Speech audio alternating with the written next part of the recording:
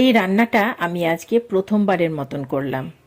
আমার হেসেলে আজকের রান্না চিংড়ি এবং মাছের ডাল দিয়ে লাউ রান্না।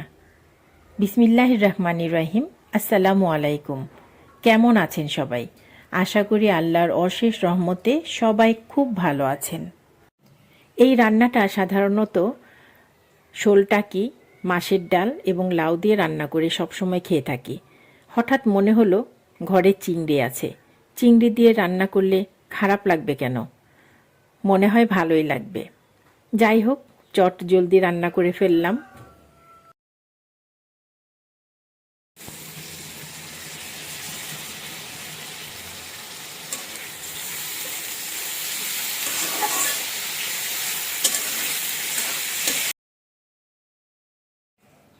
প্রথমে মশলাটা কষিয়ে এর মধ্যে আমি চিংড়ি মাছ দিয়ে ভালো করে কষিয়ে নিলাম। এরপর কেটে রাখা লাউগুলো দিয়ে ভালো করে কষিয়ে নিচ্ছি।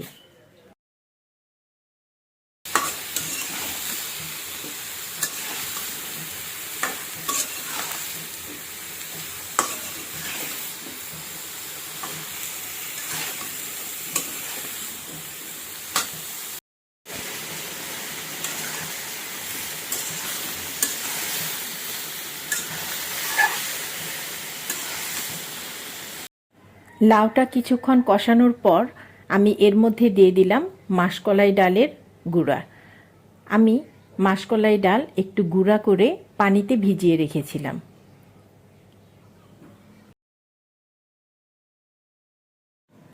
ডালটা দেওয়ার পরে একটু অল্প আঁচে কষিয়ে নিতে হবে। এই ডালটা রান্না করতে গেলে কড়াইয়ের নিচে লেগে যায়, এর জন্য একটু জাল কমিয়ে কষিয়ে নিলে ভালো হয়।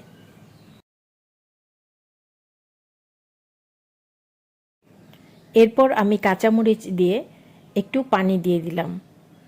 একটু পানি না, পানিটা একটু বেশিই দিতে হয়, কেননা এটা ডাল একটু জাল করে নিতে হবে, তো এই কারণে পানিটা একটু বেশিই দিতে হবে।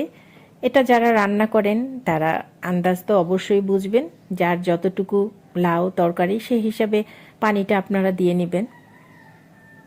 তো বলক চলে আসলে এবং এখনও জালটা একটু কমিয়ে কমিয়ে রান্না করতে হবে, একটু নেড়ে চেড়ে দিতে হবে। যাই হোক, আমার লাউ চিংড়ি মাছের ডাল রান্নাটা হয়ে গেল। খুব মজা হয়েছিল। আসলে আমার হেসেলে আমি যখন যা রান্না করি হঠাৎ হঠাৎ আপনাদের সাথে শেয়ার করি। সবাই ভালো থাকবেন, সুস্থ থাকবেন, পাশে থাকবেন। আল্লাহ হাফেজ।